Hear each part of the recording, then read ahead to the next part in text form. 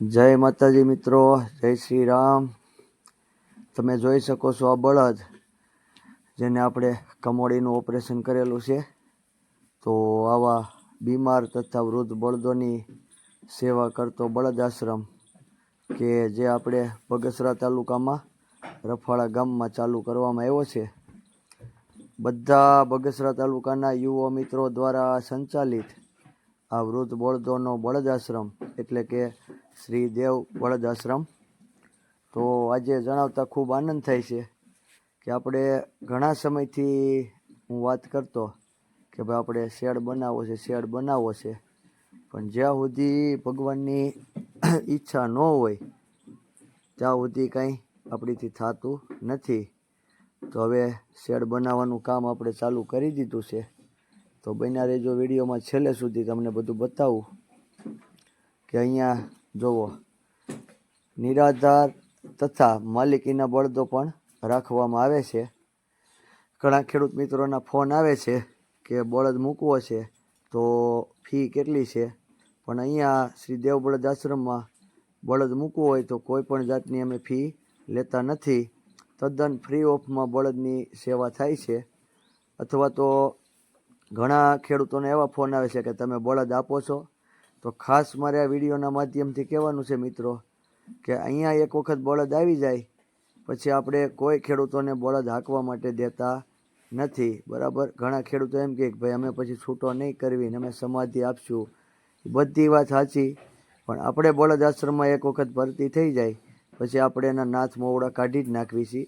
અને બીજું કે કોઈ બળદ નાનરું હોય તો એને આપણે, તમને ખબર છે આગળના વિડીયો જોતા હોય કે શ્રી સર્વેશ્વર ગૌધામ કોબડી તાલુકો જિલ્લો ભાવનગર, તો નાનરું બળદ હોય, વ્યવસ્થિત બળદ હોય તો આપણે ત્યાં એને ટ્રાન્સફર કરવી છીએ, પણ કોઈ ખેડૂતોને આપણે અહીંથી બળદ હાંકવા દેતા નથી।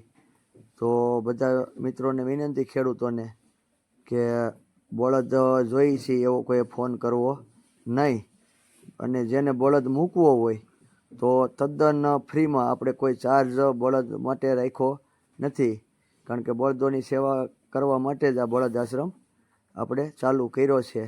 તો આ રોડ ઉપર આવા વૃદ્ધ બળદો હોય તો આપણે એને શક્ય હોય ત્યાં સુધી આપણે બગસરા સિયારામ ગૌશાળાની એમ્બ્યુલન્સ છે, તો આપણે એમ્બ્યુલન્સ દ્વારા જ આપણે એને બળદ આશ્રમમાં લાવવી છીએ અલગ અલગ ગામમાં। અને અત્યારે તમે હાલ જોઈ શકો છો કે બળદની એટલી પરિસ્થિતિ ખરાબ છે, ગામે ગામ એટલા બળદ વૃદ્ધ રખડે છે। તો આપણે કેપેસિટી હતી ત્યાં સુધી તો આપણે અત્યાર સુધી બળદ લેતા, પણ હવે વાત કરું એમ કે ભાઈ નવા આપણે બળદનો શેડ બનાવવાનો છે તો આપણે કામ ચાલુ કરી દીધું છે। વિડીયોમાં બતાવું તમને। બીજી ખાસ વાત કહી દઉં કે આ તમે જે બે ઘોડી જોવો છો તો આ ઘોડીની જે ફુલેકા વરઘોડાની ઇન્કમ થાય તો એ પણ આપણે બળદ આશ્રમમાં વાપરવી છીએ। તથા વૃદ્ધ તથા બીમાર બળદો માટે આપણે લીલો ઘાસચારો છે, આ સૂકો ઘાસચારો છે, છતાં કોઈ પણ દાતા જો વૃદ્ધ બળદો માટે લીલો ઘાસચારો ખવડાવવા માગતા હોય તો નીચે નંબર આપું છું, કોન્ટેક કરી શકો છો। બીજી વાત જણાવી દઉં કે તમે જોઈ શકો છો કે જો આ છે ખાડા ગાળવાનું મશીન, એટલે આપણે શેડ બનાવવાના શ્રી ગણેશ થઈ ગયા છે, ખાડા ગાળવાનું મશીન આવી ગયું છે। હવે જેમ બને એમ આપણે નવા શેડનું નિર્માણ કાર્ય કરી દેવાનું છે, જેથી આવી ઠંડીમાં બળદોને ભટકવું ન પડે ને અહીંયા વ્યવસ્થિત આશરો લઈ શકે। જુઓ આપણે શેડનું કામ ચાલુ થઈ ગયું છે, વિડીયોમાં ઠેઠ સુધી બન્યા રહીજો, તમને બધું કામ બતાવું।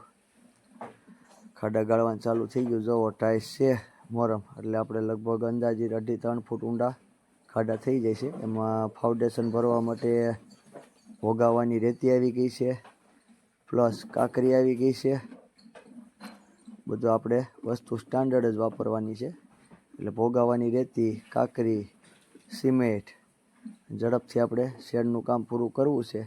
પણ ખાસ કહી દઉં કે તમારા બધાના સપોર્ટ વગર આ કામ અધૂરું રહે, એટલે કે શેડનું કોટેશન બહુ ઝાઝું છે, અંદાજિત મારા ખ્યાલ પ્રમાણે 12-13 લાખ રૂપિયાનું કોટેશન છે, કારણ કે બહુ મોટો શેડ બનાવવાનો છે, જેથી આપણે 150 બળદને એમાં આશરો આપી શકીએ. તો બધા મિત્રોને વિનંતી કરું છું કે હજી સપોર્ટ કરજો. શેડનું કામ ચાલુ થઈ ગયું છે, તો જેટલો આપણે સપોર્ટ કરશું એવું કામ ઝડપથી થાય. નકર મને તો ભગવાન ઉપર વિશ્વાસ છે કે કામ અટકશે નહીં, કારણ કે આપણી પાસે થોડુંક ફંડિંગ છે તો આપણે કામ ચાલુ કરી દીધું છે. પહેલેથી આપણે એમ જ હાલ્યું આવે છે મિત્રો, કે કોઈ પણ કામ અટકવું નથી. એટલે હજી કોઈ સપોર્ટ કરવા માગતા હોય તો વૃદ્ધ બળદો માટે તો મિત્રો આગળ આવજો, જેથી ઝડપથી શેડ નિર્માણ થઈ જાય ને આપણે રોડ ઉપર રખડતા હોય અથવા તો કોઈ એવા વૃદ્ધ માલિકીના બળદો હોય તો એને ઝડપથી આશરો મળી જાય અને ઠંડી, તાપ અને વરસાદથી એનું અહીંયા રક્ષણ મળે અને એની પાછળની જિંદગી સુખેથી ગુજારે. તો ફરીવાર કહું છું મિત્રો, સપોર્ટ કરજો, જેથી આપણે શેડ ઝડપથી ઊભો થઈ જાય. આગળ તમને બધું કામ બતાવતો રહી, આપણે શેડનું કામ ક્યાં ક્યાં પોગે છે. તો ડેઈલી આપણા યુટ્યુબમાં વ્લોગ જોતા રહીજો. ઝડપથી શેડ બની જાય એટલે ઝડપથી આપણે બળદો લેવાના ચાલુ કરી દેવાના છે. તો વિડીયો શેર કરી દેજો, એટલે ખેડૂત મિત્રોને ખ્યાલ આવી જાય કે ભાઈ બળદ આપણે કોઈને વેચવાના નથી અથવા તો રોડે છૂટા મૂકવાના નથી. શ્રી દેવ બળદ આશ્રમ આવા વૃદ્ધ બળદો માટે જ છે અને કાયમી વૃદ્ધ બળદો માટે કાર્યરત રહેવાનો જ છે. તો મિત્રો સપોર્ટ કરજો અને વિડીયોમાં બન્યા રહેજો. નવા વિડીયોમાં તમને આગળનું બધું કામ બતાવાય. નીચે મારો નંબર આપું છું, તમે રૂબરૂ મુલાકાત લઈ શકો છો. શ્રી દેવ બળદ આશ્રમ, ગામ રફાળા, તાલુકો બગસરા, જિલ્લો અમરેલી. તો મિત્રો વિડીયો શેર કરવાનું ભૂલતા નહીં અને ચેનલને સબસ્ક્રાઈબ કરવાનું ભૂલતા નહીં. આપણે ઝડપથી કાર્ય પૂરું થઈ જાય એવી ભગવાનને પ્રાર્થના કરજો. કાંઈ ન થાય તો અમને સારા આશીર્વાદ આપજો, એટલે કે અમે રાહ ભટકવી નહીં અને સારું કામ કરી રાખી. જય માતાજી.